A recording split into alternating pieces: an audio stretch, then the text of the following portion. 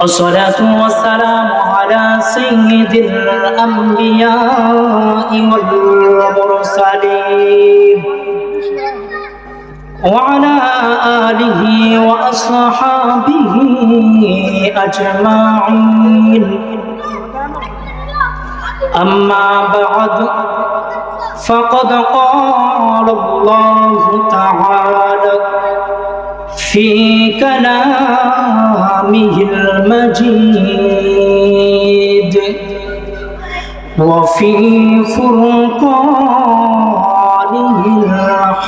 الحميد. أعوذ بالله من الشيطان الرجيم. بسم الله الرحمن الرحيم. وما أرسلناك إلا رحمة للعالمين. صدق الله العظيم وصدق رسوله النبي الحبيب الكريم ونحن على ذلك من الشاهدين والشاكرين والحمد لله رب العالمين.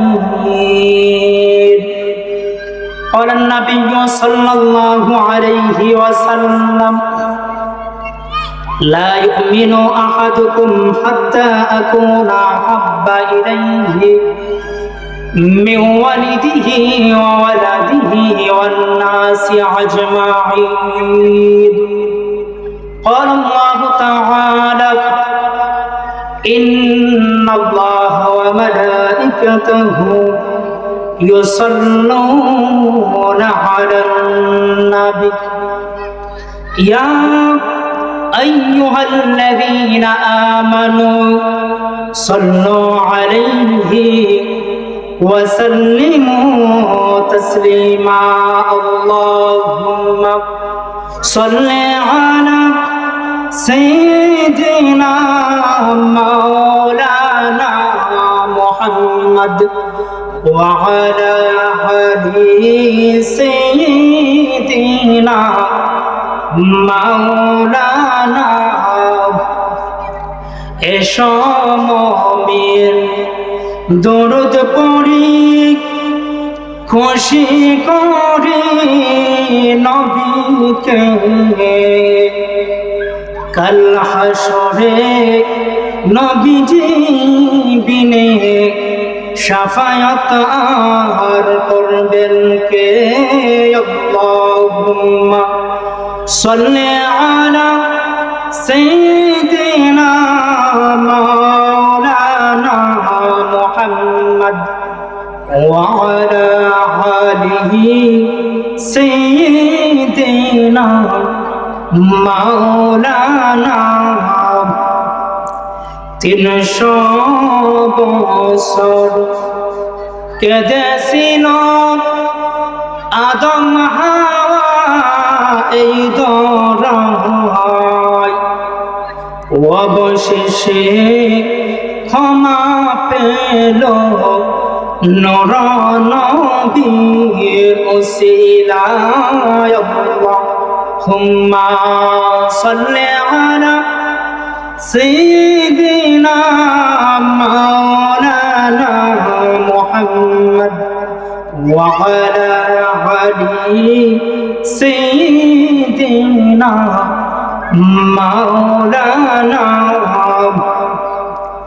नूर वाला नूर है তুমি আসলে মানব সুরতে, আশিক হয়ে পড়েন দুরূদ স্বয়ং রব্বুল আলামিন। আল্লাহুম্মা সাল্লি আলা সাইয়্যিদিনা মাওলানা মুহাম্মদ ওয়া আলা আলি سيدنا مولانا لا إله إلا الله لا إله إلا الله لا إله إلا الله لا إله إلا الله لا إله إلا الله لا إله إلا الله لا إله إلا الله لا إله إلا الله لا إله إلا الله لا إله إلا الله لا إله إلا الله محمد رسول الله صلى الله عليه وسلم قرة عين بك يا رسول الله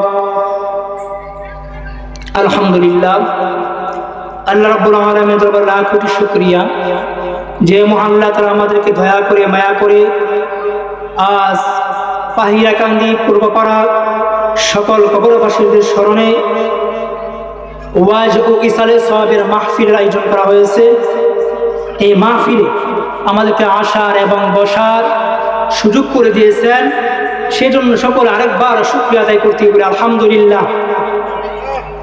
আজকের এই মাহফিলটি হচ্ছে কবর মাসে যারা অন্ধকার কবরে চলে গেছে আমাদেরকে ছেড়ে তাদের রুহের মাগফিরাত অর্থে এই মাহফিলটি অত্যন্ত একটি ফজিলতপূর্ণ বরকতপূর্ণ মাহফিল, দোয়ার মাহফিল। বিশেষ করে আজকের মাহফিলে যিনি শুভ আগমন করিবেন বিশিষ্ট ইসলামী চিন্তাবিদ পীরে তরিকত হযরত মাওলানা মুফতি মোহাম্মদ আমিনুল ইসলাম সাহেব। আজকের মাহফিলে বিশেষ বক্তা হিসেবে যিনি তাশরিফ নেবেন আলহাজ হযরত মাওলানা মীর মোহাম্মদ মনিরুজ্জামান আল কাদরি সাহেব। আর উপস্থিত হবেন হযরত মাওলানা আব্দুর রহমান সারি সাহেব। এছাড়া আরো উলামায়ে কেরাম আজকের মাহফিলে উপস্থিত হবেন ইনশাআল্লাহ। তাই সকলকে আমি বিনম্র অনুরোধ করে বলছি, এখনো যারা রাস্তাপার ঘাটে দোকান পাটে এদিক সেদিক ঘোরাফেরা করতেছেন সকলে আজকের দোয়ার মাহফিলে এই বরকতপূর্ণ মাহফিলে উপস্থিত হন। আল্লাহ সাল্লাল্লাহু আলাইহি সাল্লাম বলেন, যেখানে কোনো কোরআন ও হাদিসের আলোচনা করা হয়, আল্লাহ পাকের কালামে তেলাওয়াত করা হয়, নবীজির হাদিসের তেলাওয়াত করা হয়, নবীজির জীবনীগুলি আলোচনা করা হয়, এই জায়গাটা আমাদের দুনিয়ার যে মসজিদ আছে, দুনিয়ার যে জায়গা আছে ওইরকম জায়গা থাকে না, ওই জায়গাটা অত্যন্ত দামি হয়ে যায়। হাদিসের মধ্যে আল্লাহ রাসূল বলেন এই জায়গাটি একটি বেহেশতের বাগান। সুবহানাল্লাহ। গতকালকেও এই জায়গাটা, এই মাঠটা ছিল সাধারণ একটি মাঠ। আমরা দেখেছি অনেকে এখানে কাজ করত, অনেকে দান শুকাইতো, অনেকে বিভিন্ন কাজ করতো, কিন্তু আজকের এই জায়গাটা এই প্যান্ডেল সাজানোর কারণে, এই মাহফিল আয়োজন করার কারণে এই জায়গাটা এখন আর সাধারণ নয়। আল্লাহ রাসূলের পবিত্র জবান মুবারকের ঘোষণা দ্বারা আজকের এই জায়গাটি এখন জান্নাতের বাগান হয়ে গেছে। সুবহানাল্লাহ। আল্লাহ রাসূল বলেন, ও সাহাবীরা, তোমরা যদি দুনিয়ার মধ্যে কোথাও বেহেশতের বাগান দেখতে পাও, জান্নাতের বাগান দেখতে পাও, তাহলে ওই বেহেশতের বাগানে বসিও, শুধু বসিও না, ওই জান্নাতের বাগানে বসে জান্নাতের বাগানের ফল তোমরা ভক্ষণ করিয়েছো। সুবহানাল্লাহ। সাহাবীরা প্রশ্ন করেন, ইয়া রাসূলুল্লাহ, ইয়া হাবিবাল্লাহ, দুনিয়ার মধ্যে আবার কোথায় বেহেশতের বাগান, আর ওই বেহেশতের বাগান কোথায়, আর জান্নাত কোথায়, আর জান্নাতের ফলই বা কি আমরা তো জানি না, আমাদেরকে বলে দেন। আল্লাহ রাসূল বললেন, যেখানে কোরআন ও হাদিসের আলোচনা করা হয়, আল্লাহ তার রাসূলের আলোচনা করা হয়, ওই জায়গাটা ওই মজলিসটা হচ্ছে জান্নাতের বাগান। আর ওই মজলিসের মধ্যে যখন আলোচনার ফাঁকে ফাঁকে সুবহানাল্লাহ, আলহামদুলিল্লাহ, আল্লাহু আকবার, আল্লাহর নাম করি, রাসূলের দুরূদ ও সালাম তেলাওয়াত করা হবে, পাঠ করা হবে, ওইগুলি জান্নাতের ফল। সুবহানাল্লাহ। ওইগুলি তোমরা ভক্ষণ করবে। তাই আমি সকলকে আহ্বান করবো, এখনো যারা এই দেশ থেকে ঘোরাফেরা করতেছেন সকলে আজকে দোয়ার মাহফিলে উপস্থিত হন। এই মাহফিলটি হওয়াতে আমরা এই গ্রামবাসী, এই মহল্লাবাসী যতটুকু খুশি না হয়েছি, আল্লাহ বলেন তার চাইতে হাজার হাজার গুণে খুশি হয়েছে ওয়াক্ফ এলাকার যত মুর্দাগান কবরে শুয়ে গেছেন, কবরে চলে গেছেন, তাদের জন্য আছে কি আনন্দের দিন, খুশির দিন। তারা আশায় বসে রয়েছেন, আশায় রয়েছেন যে আজকের এই মাহফিলে, এই দোয়ার মাহফিলে আমার সন্তান, আমার ছেলে, আমার নাতি তারা এই মাহফিলে শরীক হয় কিনা, এই মাহফিলে উপস্থিত হয় কিনা, এবং এই মাহফিলে গিয়ে আমার জন্য একটু দোয়া করে কিনা, এই আশায় তারা বসে রয়েছে। কিন্তু আমরা এত বড় এত সুন্দর একটি জান্নাতের বাগান মাহফিল সাজানোর পরও আমরা এখনো রাস্তাঘাটে, দোকানপাটে, বাড়ি ঘরের মধ্যে বসে রয়েছি। যে আমরা জানতাম, বুঝতাম যে আজকের মাহফিলটি কত পূর্ণ একটি বরকতপূর্ণ মাহফিল, ফজিলতপূর্ণ মাহফিল, তাহলে আমরা কোথাও এখনো একটা লোক ঘরের মধ্যে বসে থাকতাম না, সকলে মাহফিলে উপস্থিত হতাম। যাই হোক, আমি পবিত্র হাদিস শরীফ থেকে একটি হাদিস তেলাওয়াত করেছি এবং মহাগ্রন্থ আল কোরআন থেকে একটি আয়াতে কারিমা তেলাওয়াত করেছি। ওই আয়াতের পরিপ্রেক্ষিতে দুই চারটি কথা বলবো, হাদিসে মুবারাকার আলোচনায় দুই চারটি কথা বলবো। আল্লাহ রাব্বুল আলামিন যেন আমাকে তৌফিক দান করুন। আল্লাহ সাল্লাল্লাহু আলাইহি ওয়াসাল্লাম পবিত্র হাদিসের মধ্যে ইরশাদ করেন, লা ইউমিনু আহাদুকুম হাত্তা আকুনা আহাব্বা ইলাইহি মিন ওয়ালিদিহি ওয়া ওয়ালাদিহি ওয়ান নাস আজমাইন। দুনিয়ার মানুষ জেনে রাখো, ততক্ষণ না পর্যন্ত তোমরা আমাকে, তোমার ছেলে সন্তান, স্ত্রী পুত্র, ধন দৌলত যা কিছু আছে, এমনকি তোমার নিজের জানের চাইতে এতক্ষণ পর্যন্ত আমাকে, নবীকে না ভালোবাসবে, এতক্ষণ পর্যন্ত তোমরা পরিপূর্ণ ঈমানদার মুমিন মুসলমান হতে পারবে না। সুবহানাল্লাহ। আল্লাহ সাল্লাল্লাহু আলাইহি ওয়াসাল্লামের ভালোবাসার নাম, মুহাব্বতের নাম হচ্ছে ঈমান। আর এই ভালোবাসাটা আমাদের প্রকাশ করতে হবে একমাত্র আল্লাহ সাল্লাল্লাহু আলাইহি ওয়াসাল্লামের সুন্নতগুলি আমলের মাধ্যমে, আল্লাহ রাব্বুল আলামিন হুকুমের মাধ্যমে। আল্লাহ রাব্বুল আলামিন আমাদেরকে যেভাবে হুকুম দিয়েছেন, আর আল্লাহ রাসূলুল্লাহ সুন্নত তরিকা, যেগুলো সুন্নত আমাদেরকে শিক্ষা দিয়ে গেছেন, সুন্নত তরিকা দেখাই দিয়ে গেছেন, ওই সুন্নত তরিকা আমাদেরকে চলতে হবে। যে আল্লাহ সাল্লাল্লাহু আলাইহি ওয়াসাল্লামের সুন্নত তরিকায় আল্লাহর হুকুম আহকামগুলি মানি, তাহলে আমাদের কি আল্লাহ রাসূল সাল্লাল্লাহু আলাইহি ওয়াসাল্লামের ভালোবাসা হবে, মহব্বত করা হবে। সুবহানাল্লাহ। অনেকে দেখা গেছে যে মুখে মুখে বলে আমি আল্লাহ রাসূল সাল্লাল্লাহু আলাইহি ওয়াসাল্লামকে ভালোবাসি, মহব্বত করি, কিন্তু দেখা গেছে ওই লোকটা আল্লাহ সাল্লাল্লাহু আলাইহি ওয়াসাল্লামের সুন্নত তরিকা দেখাই গেছেন, ওই সুন্নতগুলি পরিপূর্ণভাবে অনুসরণ করে না, সুন্নত তরিকা চলে না। আল্লাহ রাব্বুল আলামিন যে হুকুম আহকাম দিয়ে গেছেন আমাদেরকে, আল্লাহ রাব্বুল আলামিন আমাকে যে হুকুম আহকামগুলি করেছেন, আমাদের যে এগুলো ফরজ করেছেন, এগুলি আমরা মেনে চলি না। যদি এগুলি মেনে না চলি, তাহলে সারা জীবন বসে বসে দাবি করি যে আমি আল্লাহ রাব্বুল আলামিনের হুকুম আহকাম মানি, আল্লাহ রাব্বুলকে ভালোবাসি, নবীকে ভালোবাসি, মহব্বত করি, তাহলে দেখা যাবে যে আমাদের এই ভালোবাসা, এই মুখে মুখে বলা 2 টাকার 2 পয়সারও দাম হবে না। ঠিক কিনা? এই জন্য আল্লাহ সাল্লাল্লাহু আলাইহি ওয়াসাল্লামকে ভালোবাসতে হবে, মহব্বত করতে হবে। আল্লাহ সাল্লাল্লাহু আলাইহি ওয়াসাল্লামকে আল্লাহ সাল্লাল্লাহু আলাইহি ওয়াসাল্লামকে দুনিয়ার জমিনে না পাঠাইতেন, তাহলে দেখা গেছে আমাদের কাউকে এই দুনিয়ার জমিন আল্লাহ বলে পাঠাইতেন না।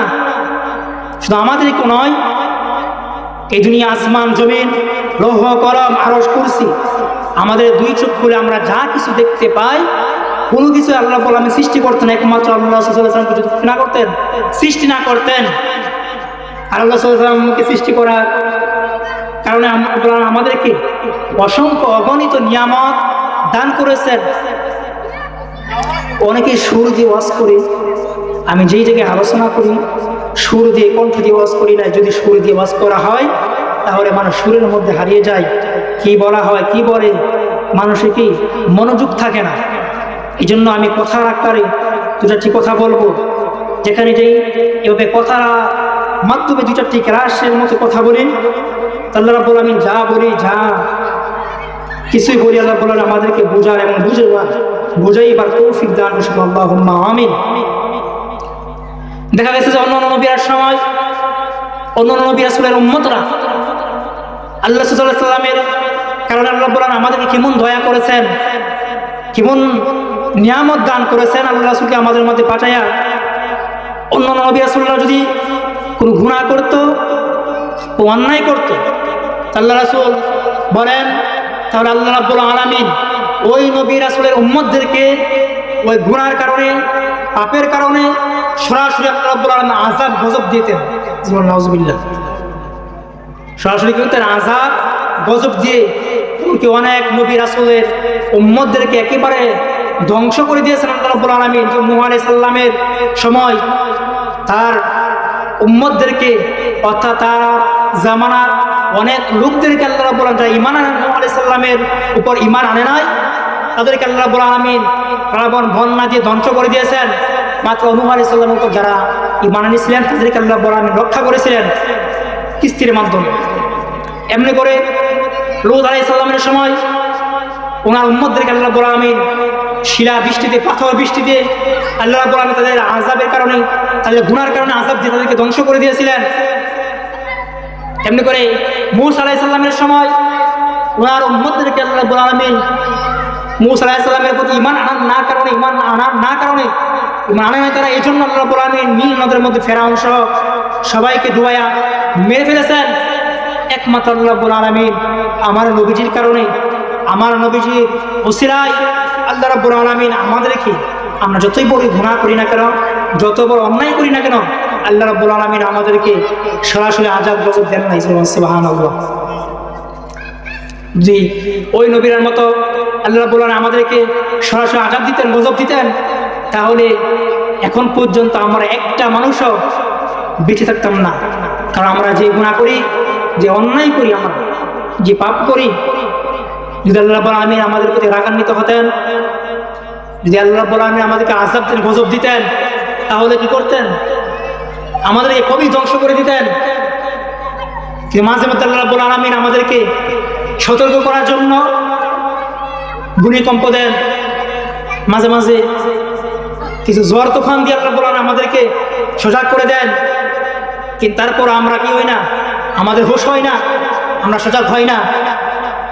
এই জন্য ওই নবীর উম্মত হওয়ার কারণে, ওই নবীর উম্মত হিসাবে, শ্রেষ্ঠ নবীর শ্রেষ্ঠ উম্মত হিসাবে আল্লাহ রাব্বুল আলামিন যে আমাদেরকে দুনিয়ার জমিনে পাঠিয়েছেন, এর শুকরিয়া যদি আমরা আমাদের জীবনের শুরু হইতে শেষ পর্যন্ত আদায় করি তাহলে শেষ হবে না। সুবহানাল্লাহ। ওই নবীর উসিলায় আল্লাহ রাব্বুল আলামিন আমাদেরকে এই দুনিয়ার জমিনটাকে জায়নামাজ ঘোষণা করেছেন। শুধু তাই নয়, আসমানটাকে করেছেন সামিয়ানা স্বরূপ। অন্যান্য নবী রাসূলুল্লাহ যদি তাদের সময় তারা আল্লাহ রাব্বুল আলামিনের ইবাদত করার জন্য, ইবাদত বন্দেগী করার জন্য তাদের একটা নির্দিষ্ট একটা স্থান ছিল, একটা জায়গা ছিল, খানকা ছিল, মসজিদ ছিল। কিন্তু আমাদের নবীর সময়, আমাদের নবীর কারণে, আমাদের নবীর উসিলায় আল্লাহ রাব্বুল আলামিন এই পুরা জমিনটাকে জায়নামাজ স্বরূপ, জায়নামাজ স্বরূপ আল্লাহ রাব্বুল আলামিন ঘোষণা করেছেন। ওই নবীর উম্মত যদি নামাজের সময় হয়, নামাজে উক্ত হয়, যে কোনো জায়গার মধ্যে, যে কোনো স্থানে, অর্থাৎ জমিনের মধ্যে হোক, যদি যানবাহন হোক, যে কোনো জায়গায় থাকে, যে নামাজের সময় হয়ে যায়, উজু করে নামাজে দাঁড়ায় যায়, তাহলে নামাজ হয়ে যাবে। সুবহানাল্লাহ। কিন্তু অন্যান্য নবী সাল্লাল্লাহু আলাইহি সময় এটা ছিল না। তাদের নির্দিষ্ট একটা স্থান ছিল, তাদের ইবাদতের একটা জায়গা ছিল, ওইখানে তারা ইবাদত বন্দেগী করতো। কিন্তু আল্লাহ রাব্বুল আলামিন আমাদের নবীকে, আমাদের নবীর উসিলায়, এই নবীর কারণে এরকম মর্যাদা, এমন কোনো আমাদের নবীকে যে মর্যাদা দিয়েছে তাই নয়, ওই নবীর উম্মতকে আল্লাহ রাব্বুল আলামিন শ্রেষ্ঠ বলে ঘোষণা করেছেন, শ্রেষ্ঠত্ব দান করেছেন। কাল কিয়ামতের ময়দান দেখা যাবে অন্যান্য নবী রাসূলরা পর্যন্ত আল্লাহ রাব্বুল আলামিন দরবারে নাফসি নাফসি বলবেন, আর একমাত্র আল্লাহ রাসূল সাল্লাল্লাহু আলাইহি সাল্লাম উনি নাফসি নাফসি বলবেন না, উনি তার উম্মতদেরকে জন্য বলবেন রাব্বি হাবলি উম্মতি। আল্লাহ রাব্বুল আলামিনকে বলবেন, ইয়া বাড়ারে প্রভু গো, আপনি আমার উম্মতদেরকে বাঁচান, আমার উম্মতদেরকে রক্ষা করুন। উনি হাসরের ময়দানে পেরেশান থাকবেন ওনার উম্মতদের জন্য। আর ওই নবীর উম্মত হয়ে আমরা দেখা গেছে নবী আমাদেরকে যেভাবে পথ দেখাই গেছেন, আল্লাহ বলেন আমাদেরকে যেভাবে চলতে, যেভাবে আমাদেরকে আদেশ করেছেন, ওইভাবে কি আমাদের চলতে ভালো লাগে না? দুনিয়ার লোভ লালসায় পড়ে, দুনিয়ায় এই ক্ষণস্থানী দুনিয়ায় মোহ পড়ে আমরা সব কিছু বলে গেছি। আল্লাহ সাল্লাল্লাহু আলাইহি ওয়াসাল্লামের দরবারে এক সাহাবী গিয়ে আল্লাহ রাসূল জিজ্ঞাসা করলেন, ইয়া রাসূলুল্লাহ, ইয়া হাবিবাল্লাহ, কিয়ামত কবে হবে? আল্লাহ রাসূল বললেন, ও সাহাবী, কিয়ামত তো কোনো সাধারণ বিষয় নয়। তুমি কিয়ামতের জন্য জোগাড় করছো কি? তুমি কিয়ামতের খবর নিতে আসছো, কিয়ামতের জন্য জোগাড় করছো কি? কারণ কিয়ামতের এক খামখেয়ালি জিনিস নয়। আল্লাহ রাসূল বললেন, কি জোগাড় করছো, তোমার নেক আমল কি আছে? তখন ওই সাহাবী বললেন, ইয়া রাসূলুল্লাহ, হাবিবাল্লাহ, আমার তো ওইরকম কোনো নামাজও নাই, ওইরকম কোনো রোজাও নাই, ওইরকম কোনো আমলও নাই, হজ যাকাত কোনো কিছু নাই, কিন্তু একটা জিনিস আছে, আমি আল্লাহ তার রাসূলকে ভালোবাসি। সুবহানাল্লাহ। আমার নবীজিকে আমি ভালোবাসি, মহাব্বত করি, এটাই আমার সাহস শক্তি আছে, আর কিছু নাই। আল্লাহ রাসূল বললেন, ও আমার সাহাবী, জেনে রাখো, শুনে রাখো, যে যার সাথে মহাব্বত লাগবে, ভালোবাসা লাগবে, কাল কিয়ামতের ময়দান তার হাসরটা তার সাথেই হবে। সুবহানাল্লাহ। ওই সাহাবী বললেন যে এতদিন আমার মনের মধ্যে ভয় ছিল, ডর ছিল যে হাসরের ময়দানে না যে আমার কি হবে, এখন আমার মনের মধ্যে সাহস জাগলো, কারণ আমি আল্লাহ সাল্লাল্লাহু আলাইহি ওয়াসাল্লামকে ভালোবাসি, হযরত আবু বকর সিদ্দিক ভালোবাসি, ফারুক আযম, উমর ফারুক আযম তোমাকে ভালোবাসি, উসমান জিন নূরাইন ওনাকে ভালোবাসি। আল্লাহ রাসূল যে বলছেন যার সাথে যার মহাব্বত, তার সাথে যার কিয়ামত হবে, তার সাথে তার হাসরটা হবে, তা আমি তাদেরকে ভালোবাসি, মহাব্বত করি, অর্থাৎ আমার হাসরটা তাদের সাথেই হবে। সুবহানাল্লাহ। এখন আমরা যদি আল্লাহ রাসূলকে ভালোবাসি, মহাব্বত করি, এটা আমাদের শুধু মুখে মুখে বললে হবে না, এটা কি করতে হবে? আমাদের কাজে কর্ম দ্বারা প্রকাশ করতে হবে। বেশি বেশি করে আল্লাহ সাল্লাল্লাহু আলাইহি ওয়াসাল্লামকে দুরূদ শরীফ পড়তে হবে। আল্লাহ রাসূল বলেন, যে ব্যক্তি বেশি করে আমার উপর দুরূদ শরীফ পড়বে, কাল কিয়ামতের ময়দানে আমার ওই উম্মতরা আমার কাছাকাছি থাকবে। সুবহানাল্লাহ। এমন একটি হাদিসে আল্লাহ রাসূল বলেন, যে ব্যক্তি দৈনন্দিন 50 বার আমার উপর মহাব্বত নিয়ে, ভালোবাসা নিয়ে দুরূদ শরীফ পড়বে, কাল কিয়ামতের ময়দানে আমি আমার ওই উম্মতের সাথে মুসাফা করব। সুবহানাল্লাহ। দুনিয়ার মধ্যে দেখা যাচ্ছে আমরা সব কাজই করি, এরকম লোক আছে। আল্লাহ রাসূল বলেন, আল্লাহ রাসূল এক সাহাবীকে বলেন, ইয়া রাসূলুল্লাহ, আপনি আমাকে কিছু উপদেশ দেন, আমাকে কিছু নসিহত করেন। ওই সাহাবীকে আল্লাহ রাসূল বললেন যে তোমাকে বেশি উপদেশ দিব না, একটা কথাই তুমি মনে রাখবে, তুমি সবসময় মৃত্যুর কথা স্মরণ রাখবে। কিসের কথা? মৃত্যুর কথা। এখন দেখা গেছে আমাদের সমাজে আমরা সহ এরকম লোক আছে, সারাদিন 24 ঘন্টার মধ্যে একবারও মৃত্যুর কথা আমাদের স্মরণ হয় না, হয় না। আল্লাহ রাসূল বলেন, তোমরা যদি মৃত্যুর কথা স্মরণ রাখো, সকল পাপ কাজ থেকে, সকল গুনার কাজ থেকে তুমি বেঁচে থাকতে পারবা। যদি তুমি মৃত্যুর কথা স্মরণ রাখো, একদিন কি করতে হবে? আমাদের মরতে হবে। এরকম দিন পার হয়, ব্যবসা বাণিজ্য, চাকরি বাকরি, দুনিয়াদারি, সংসার, যা কিছু আছে সব কিছু নিয়ে ব্যস্ত থাকি, কিন্তু আমাদের যে জায়গা চিরস্থায়ী আবাদনা আবাদা, যেখানে থাকতে হবে আজীবন, আবাদনা আবাদা চিরস্থায়ী থাকতে হবে, সারাদিন একবারও, এরকম লোক আছে একবারও মৃত্যুর কথা স্মরণ হয় না, বড় আফসোস। কিন্তু আল্লাহ বলেন যে একটা লোকের দিকে, আমাদের দিকে দৈনন্দিন আজরাইল আলাইহিস সালাম 70 থেকে 100 বার প্রত্যেক দিন তাকায়। সুবহানাল্লাহ। চিন্তা করছেন, আজরাইল আলাইহিস সালাম একটা লোকের দিকে দৈনন্দিন 70 থেকে 100 বার তাকায়, আর আমরা মরব, কিন্তু একবারও সারাদিনে মৃত্যুর কথা স্মরণ হয় না। দুনিয়াদারি নিয়ে ব্যস্ত, সংসার নিয়ে ব্যস্ত।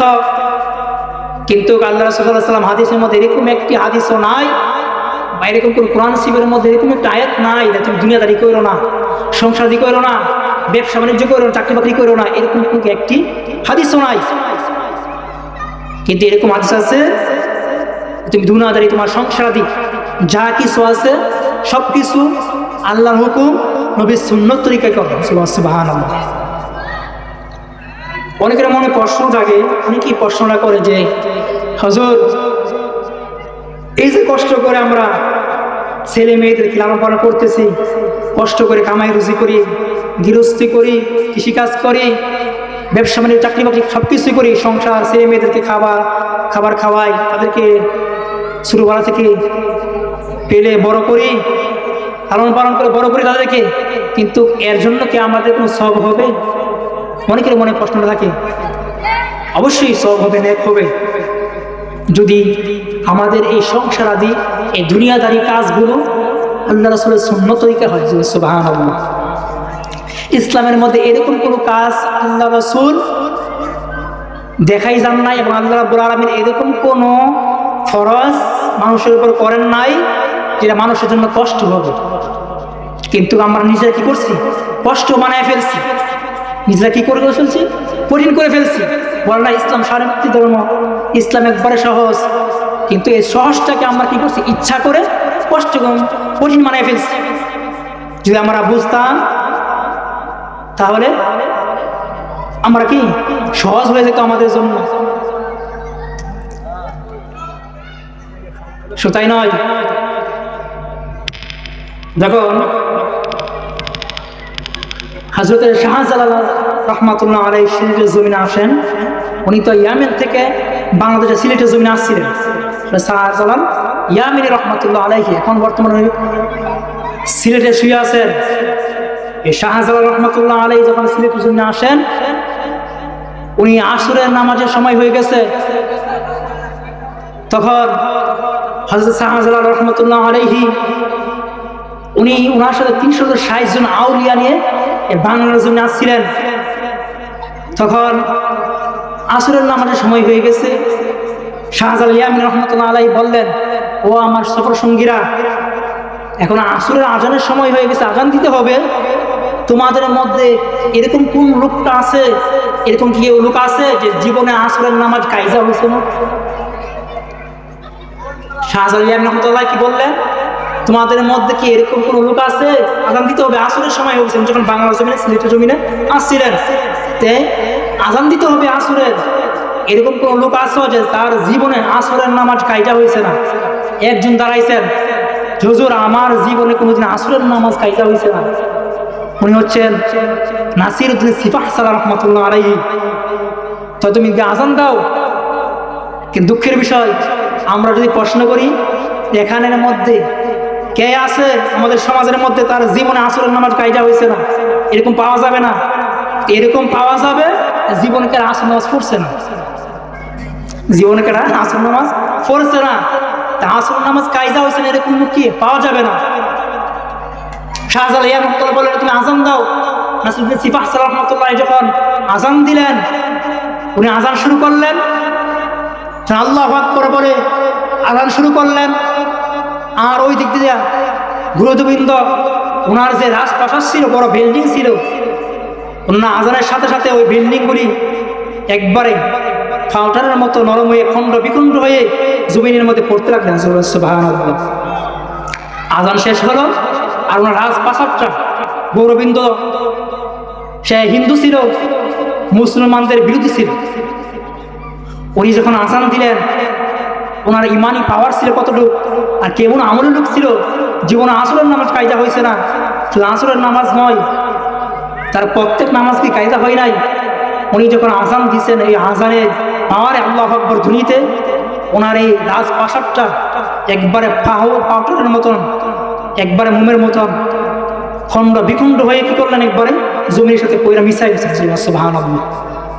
কিন্তু আমাদের সমাজে আমরা যে জিজ্ঞাসা করি, কার জীবনে জোহরের নামাজ কায়দা হয় নাই, কার জীবনে আসরের নামাজ কায়দা হয় নাই, এরকম পাওয়া যাবে না। বলি যে কার জীবনে আসরের নামাজ কায়দা হয়েছিল, আসর নামাজ পড়ছেন না, এরকম কি হাজার হাজার লোক পাওয়া যাবে। আমরা কথার দিক দিয়া, ওয়াজের দিকে আগাইয়া, কিন্তু আমরা আমলের দিক থেকে একবারে পিছাইয়া। আমল করতে আমাদের ভালো লাগে না,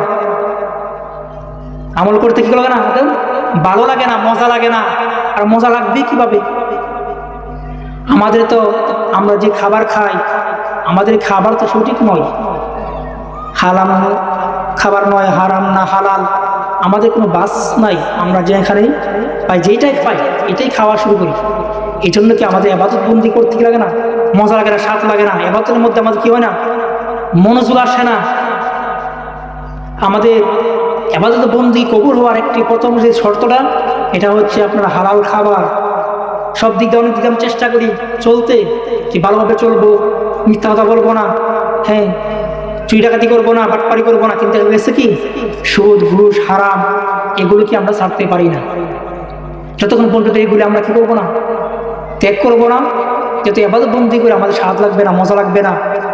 আল্লাহ রাব্বুল আলামিন পবিত্র কালামের মধ্যে বলেন যে নিশ্চয়ই নামাজ অশ্লীল এবং খারাপ কাজ থেকে বিরত রাখে, নামাজ গুনার কাজ থেকে বিরত রাখে, দুনিয়ার ফাহশা কাজ থেকে নামাজ বিরত রাখে। ইন্না সালাত তানহা আনিল ফাহশাই ওয়াল মুনকার, নিশ্চয়ই নামাজ খারাপ কাজ থেকে, গুনার কাজ থেকে বিরত রাখে। কিন্তু দেখা গেছে আমরা নামাজও করি, মিথ্যা কথা বলি, অনেকে কি করি, অনেকের গীপত বলি, মিথ্যা কথা বলি, চুগলখড়ি করি, বাটপারি করি। তো বলা হয়, যদি বলে যে হুজুর নামাজ তো পড়ছি, এইগুলিতে ইচ্ছা করে ছাড়তে পারি না, মনের অজান্তে হয়ে যায়, তো বুঝতে হবে আপনার নামাজটা হচ্ছে না, আপনার নামাজ হচ্ছে না। আর হবে কিভাবে? নামাজ যেভাবে বলার কথা আল্লাহ বলে গেছেন, ওই আমরা নামাজ পড়তে পারি না, ঠিক আছে? আর না যারাই আমরা নামাজ পড়ি, দেখা গেছে ওয়াজ মাহফিল হয়, এই যে মানুষ ঘুরতেছে ফিরতেছে, এই মনে করতেছে এটা একটা আনন্দের দিন, আজকে এই উরুস। কিন্তু মাহফিলটা আসলে মূলত করা হচ্ছে কিসের জন্য এটাই জানা না। এই জন্য তো বললাম শুনতে, এই মাহফিলটা করার দ্বারা আমরা মহল্লাবাসী যতটুকু খুশি না হয়েছি, এলাকাবাসী খুশি না হয়েছি, আমরা তো দেখেন না, আমরা তো দেখি না, হাজার গুণে হাজার হাজার গুণে তো অত্র এলাকার গুরুস্থানে মুর্দাগান যারা শুয়ে আছে তারা খুশি হয়েছে। আজকে আমাদের জন্য দোয়া করা হবে, আমাদের জন্য কি করা হবে, দোয়া করা হবে। আশায় আশায় বসে রাখবে, যতক্ষণ পর্যন্ত মাহফিল শেষ না হবে ততক্ষণ বসে থাকবে যে আমার ছেলে আজকে মাহফিল গেছে কিনা, আমার নাতিরা মাহফিল গেছে কিনা, আমার জন্য একটু দোয়া করছে কিনা। এরকম একটি হাদিস বলা হয়েছে, সকল রূহগুলা মাহফিলের ফ্যান্ডেলের আশেপাশে ঘুরতে থাকে আর দেখতে থাকে যে আমার ছেলে মাহফিলে আসছে কিনা। যদি না আসে তাহলে তারা মন খারাপ করে মলিন করে মাহফিল থেকে চলে যায়। যে আসে তারা বসে থাকে, মাহফিল শেষ হওয়ার পর্যন্ত বসে থাকে যে আমার ছেলে আমার জন্য একটু দোয়া করে কিনা, এই দোয়ারও ছেলে আল্লাহ রাব্বুল আলামিন আমাকে ক্ষমা করে কিনা। আফসোস, আমরা আজকে মাহফিল সাজাইয়া অনেকে এদিক সেদিক ঘোরাফেরা করতেছে, যার যে ইচ্ছা এইভাবেই ঘুরতেছে।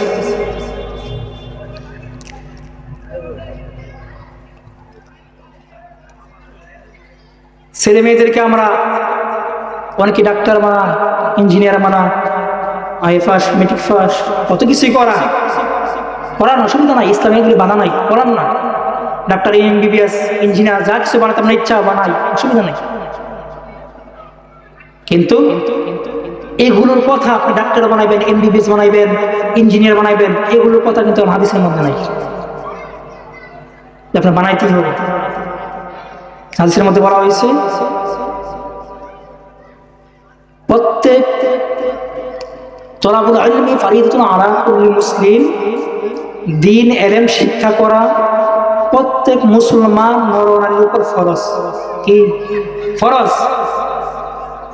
নামাজ, রোজা, হজ, যাকাত যেভাবে ফরজ, পর্দা প্রশা যেভাবে ফরজ, দ্বীন ইলম ইলম শিক্ষা করা প্রত্যেক মুসলমানের উপর ফরজ।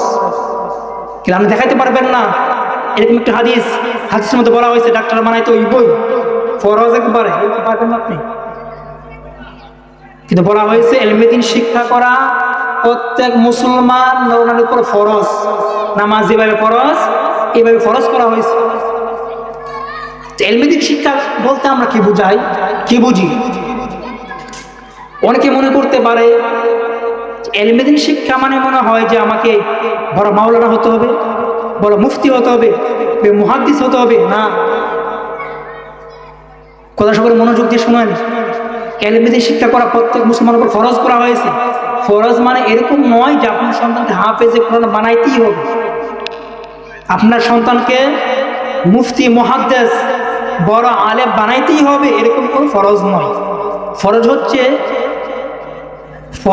এতটুকু পর্যন্ত এলেম শিক্ষা করা ফরজ, আপনার নামাজ পড়তে, রোজা রাখতে, এরপর হচ্ছে আপনার হালাল হারাম, পর্দা পশিদা, এগুলি ইসলামের মৌলিক যে বিষয়গুলি আছে ওইগুলি, অর্থাৎ ইসলামী পথে আপনার চলতে, আপনার জীবনটাকে পার করতে যতটুকু শিক্ষা করা আপনার উপর ফরজ দরকার, এতটুকু শিক্ষা করা আপনার উপর ফরজ। আমি কিন্তু বলি না যে হাফেজ হতে, আলেম হতে আপনার উপর ফরজ। দেখা গেছে আপনি কষ্ট করে এই দুনিয়ার জমিনে কষ্ট করে, বড় মেহনত করে, কৃষিকাজ করে, চাকরি বাকরি করে, ব্যবসা বাণিজ্য করে কষ্ট করছেন, অনেক কষ্ট করছেন। সেই সন্তানদেরকে মানুষ বানায় গেছেন, সেই সন্তানদেরকে ডাক্তার, এমবিবিএস বড় কিছু করে গেছেন, সংসারে সব কিছু করে গেছেন নিজে কষ্ট করে, কিন্তু আল্লাহর হুকুমগুলি মানতে পারেন নাই, নামাজ পড়তে পারেন নাই, সংসার করে নামাজ পড়তে পারেন নাই, আল্লাহর হুকুম আহকাম করে মানতে পারেন নাই। এই জন্য আপনি সবকিছু এই সংসার করে কি করলেন, সবকিছু কি বাদ দিয়ে দিলেন। হুজুর এই সংসার করে কাজ, চাকরি, ব্যবসা বাণিজ্য এগুলো করে আল্লাহর হুকুম ঠিকমতো মানতে পারি না, হুজুর ঠিকমতো নামাজ পড়তে পারি নাই। এই যে পড়তে পারেন নাই, মানতে পারেন নাই, এই যে দুনিয়ার মধ্যে কষ্ট করে গেলেন, আল্লাহর হুকুম তো আপনি মানতে পারেন নাই, মারা গেলেন, কবরে চলে গেলেন। এই কবরে গিয়ে আপনার আবার আযাব শুরু হয়ে গেল, কবরে যাওয়ার পর আপনার আযাব শুরু হয়ে গেল। দুনিয়ার মধ্যে 40 বছর 50 বছর যাই সাহায্য পাইছেন, এই সংসার করে, ছেলে মেয়ে করে, এই ব্যবসা বাণিজ্য, চাকরি বাকরি করে কষ্টই করে গেলেন, আল্লাহর হুকুম মানতে পারেন নাই, কবরে চলে গেলেন, কবরকে আপনি আবার আযাব শুরু হয়ে গেছে। দুনিয়ায় কষ্ট করলেন ছেলে সন্তানের জন্য, আর কবর গিয়ে কষ্ট করবেন কি নিজে নেক আমল করেন নাই, আল্লাহর হুকুম মানতে পারেন নাই, যেটা দুনিয়ায় কষ্ট করে গেলেন, কবরে যাওয়ার পরে সাথে সাথে কষ্ট আপনার আযাব শুরু হয়ে গেছে। তা আপনার জীবনটাই বৃথা না, জীবনটাই বৃথা। দুনিয়ার জিন্দেগি 40 বছর কষ্ট করে গেলেন, 50 বছর কষ্ট করে গেলেন এই সংসার করে, ছেলে সন্তানদের মায়ায়, চাকরি বাকরি, কৃষিকাজ সবকিছু করে, দেখেছে মারা গেলেন, কবরে যাওয়ার সাথে আবার আযাব শুরু হয়ে গেছে, আবার আপনার কষ্ট শুরু হয়ে গেছে। আপনি সুখ শান্তিটা পাইলেন কোথায়? শান্তি তো পাইলেন, দুনিয়া তো পাইলেন না, কবর পাইলেন না, আপনার জীবনটাই বৃথা। এর মানে আমি বলি নাই যে আপনার দুনিয়াদারি করবেন না, চাকরি বাকরি ব্যবসা বাণিজ্য করবেন না, এ বলি নাই আমি। দুনিয়াদারি করতে হবে, কিন্তু দুনিয়াদারির পাশাপাশি যতটুকু পারেন আল্লাহর হুকুম আহকাম মেনে চলার চেষ্টা করবেন, নামাজটা পড়ার চেষ্টা করবেন, হালাল হারাম থেকে বেঁচে থাকা বেশি কিছু লাগবে না। ইন্নামাল আমালু বিন্নিয়াত, সমস্ত কাজ বান্দার নিয়তের উপর নির্ভর করে। আপনার অল্প আমলে না যথেষ্ট হবে, বেশি আমল করা লাগবে না। আপনি সারাদিন সারা রাত তাহাজ্জুদ নামাজ পড়বেন, নফল করবেন, সারাদিন 12 মাস রোজা রাখবেন, এরকম কিন্তু হাদিসের মধ্যে বলা হয় নাই।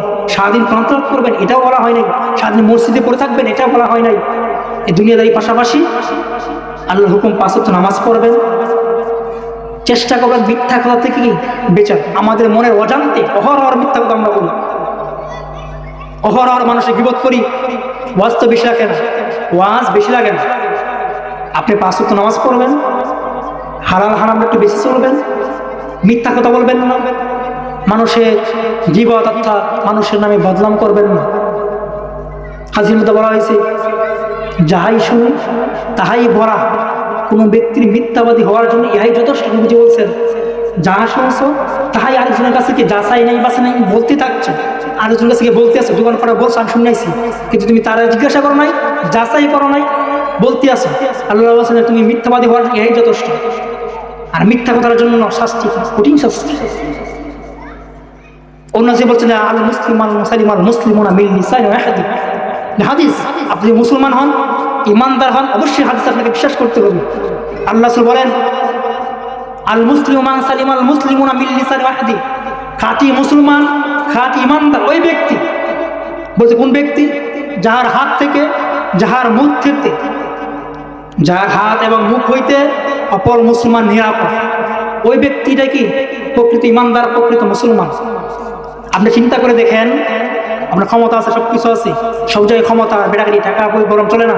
চিন্তা করে দেখেন আপনার হাত দ্বারা কোনো মানুষ কি নিরাপদ কিনা, আপনার হাত দ্বারা কোনো মানুষ কষ্ট পায় কিনা, আপনার জবান দ্বারা কোনো মানুষ কষ্ট পায় না, আপনার কথার দ্বারা। আপনি একটা মানুষে আঘাত করেছেন, মাইল দিচ্ছেন, আঘাত করছে শরীরের মধ্যে, এই আঘাতটা একদিন মুছে যাবে, এই দাগটা একদিন মুছে যাবে। এই কথার দ্বারা যে কাউকে আঘাত দেন, এই আঘাতটা তার অন্তরের মধ্যে থাকে, এই দাগটা কখনো মুছে না। কখনো মানুষের মনে কষ্ট দিবেন না কথার দ্বারা। কথার আঘাত মানুষের কি আজীবন মন থাকে, এটা কখনো মানুষের অন্তর থেকে মুছে না। এই জন্য আল্লাহ বলছেন যে প্রকৃত ইমানদার, প্রকৃত মুসলমান ওই ব্যক্তি যাহার জবান দ্বারা অন্য মুসলমানকে নিরাপদ, কষ্ট পানা। সর্বদা আমরা চেষ্টা করব আমাদের জবান দ্বারা যে কোনো মানুষ কি করো না, কষ্ট না পায়। আপনি বেশি কোনো মানুষের উপকার করতে পারেন না, ক্ষতি করবেন না। কোনো মানুষের উপকার করতে পারেন না, কিন্তু কাউকে ক্ষতি করবেন না। ভালো কাজ করতে পারেন না, খারাপ কাজ করবেন না, ঠিক আছে? তো বেশি ওয়াজের প্রয়োজন হয় না। আমরা সকলে চেষ্টা করব 5 ওয়াক্ত নামাজটা কি করব, আমরা আদায় করার চেষ্টা করব। হাদিসে আল্লাহ রাসূল বলেন, আউয়ালু মা ইউহাসাবু বিল আবদু ইয়াউমাল কিয়ামাতিস সালাহ। কিয়ামতের দিন আপনার টাকার হিসাব হবে না। ছেলে সন্তান তোমার কয়জন ছিল, তোমার বিল্ডিং ছিল, দান সদকা করছিলা, এটার হিসাব কিন্তু আগে হবে না। আল্লাহ রাসূল বলেন, আউয়ালু মা ইউহাসাবু বিল আবদু ইয়াউমাল কিয়ামাতিস সালাহ। কিয়ামতের দিন সর্বপ্রথম যে হিসাবটা হবে, নামাজের হিসাব হবে। সুবহানাল্লাহ, নামাজের হিসাব হবে। করেন না, সব কিছু করেন, কিন্তু আল্লাহ রাব্বুল আলামিন যে হুকুম দিয়েছেন, এই হুকুমগুলো পালন করেন। যে আপনি হাজার চেষ্টা করেন, টাকা পয়সা রোজগার করবেন, বড়লোক হবেন, আপনি খাবার খাবেন, যদি আপনার রিজিকে না থাকে, আপনি খাবার নিয়ে বসছেন, খাবার এমনকি মেখে হাতে লুকমা তুলে মুখের কাছে দিয়েছেন, মুখের ভিতরে দিয়েছেন, যে আপনার রিজিকে না থাকে, আপনি খাইতে পারবেন না।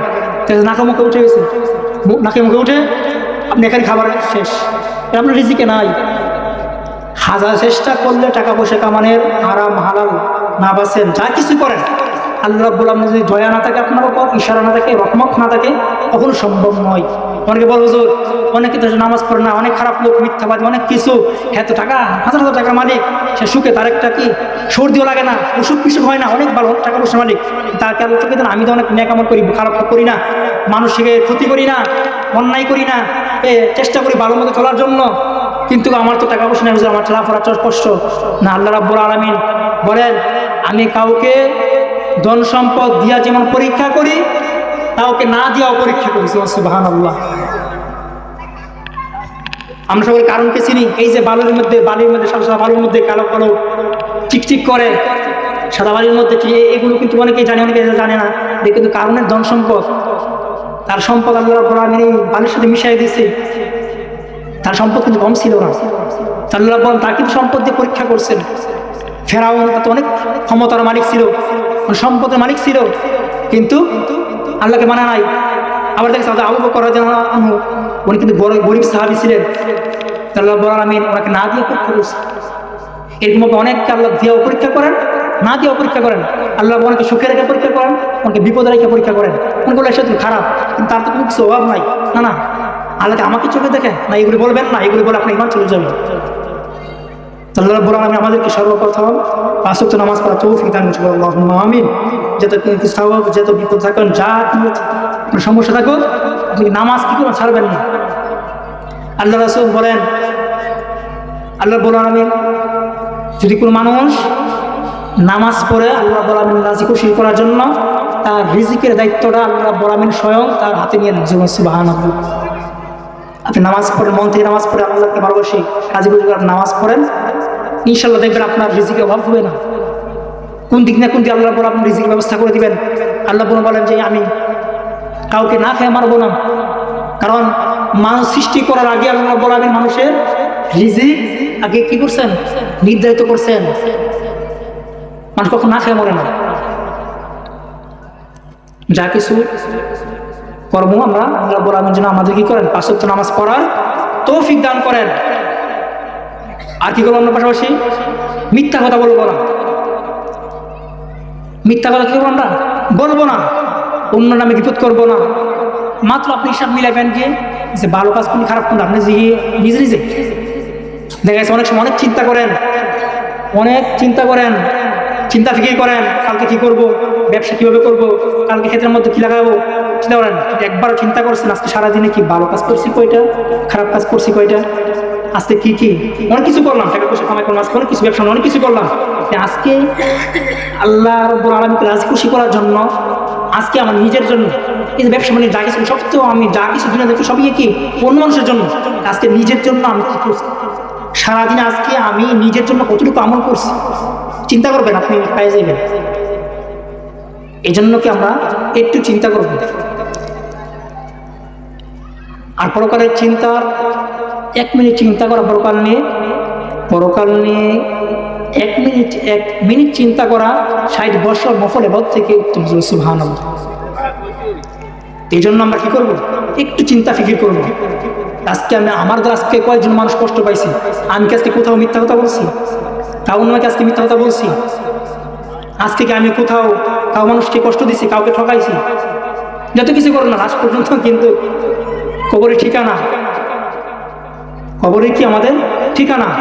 আর কোরআন শরীফের আয়াতের মধ্যে আল্লাহ বলেন যে কুল্লু নাফসিন যায়কাতুল মাউত, নিশ্চয়ই প্রত্যেক প্রাণী কি মরণশীল, মৃত্যু স্বাদ প্রত্যেকটা প্রাণীর কি গ্রহণ করতে হবে। এখানে কোনো সিরিয়াল নাই। আপনার ছেলের আপনার মৃত্যু হতে পারে, আপনার আপনার ছেলের মৃত্যু হতে পারে। এই জন্য সর্বদা চেষ্টা করবো আল্লাহ আলামিন যেন আমরা যদি ভালো কাজ নাও করতে পারি, তখন কি খারাপ কাজ করব না। কোনো মানুষের উপকার করতে পারি আর না পারি, কাউ মানুষ কি করবো না, ক্ষতি করবো না। নেক আমল করি যতটুকু পারি ইনশাল্লাহ করার চেষ্টা করবো, কিন্তু গুনার কাজ আমরা করবো না। এতটুকু আর যথেষ্ট। আমার দ্বারা কোনো মানুষ কষ্ট না পায়, আমার কথা দ্বারা, চাল চলন দ্বারা, আমার আচার ব্যবহার দ্বারা কোনো মানুষ যদি কি না পায়, কষ্ট না পায়। আল্লাহ রাব্বুল আলামিন আমাদেরকে আল্লাহ রাব্বুল আলামিন হুকুম আহকাম করি এবং রাসূল সাল্লাল্লাহু আলাইহি ওয়াসাল্লামের সুন্নাত তরিকায় দেখানো যে পথ আমাদেরকে দেখাই গেছেন, ওই সুন্নাত তরিকায় আল্লাহ রাব্বুল আলামিন হুকুম আহকামগুলি মেনে চলার তৌফিক দান করেন। সকলে করে ইনশাআল্লাহ আমিন। মুক্তাসারাম ফিরে দেওয়ার পাশে শুনুন, আজকের মাহফিলটাই দোয়ার মাহফিল। আজকের মাহফিলটাই মুরতাজামদের উদ্যোগে মাহফিল, তাদের কবরের, তাদের রূহের মাগফিরাত কামনাতে আজকের মাহফিল। এই মাহফিল আজকে রাব্বুল আলামিন যেন তাদের ওসিলা, আজকের মাহফিল ওসিলা কেন সবার কবর মাসে আজ মাফ করেন। এই জন্য আমরা একটু মুক্তাসার দোয়া করবো ইনশাআল্লাহ। রহমান সাল্লাল্লাহু আলা মুহাম্মাদ সাল্লাল্লাহু আলাইহি ওয়াসাল্লাম, সাল্লাল্লাহু আলা মুহাম্মাদ সাল্লাল্লাহু আলাইহি ওয়াসাল্লাম।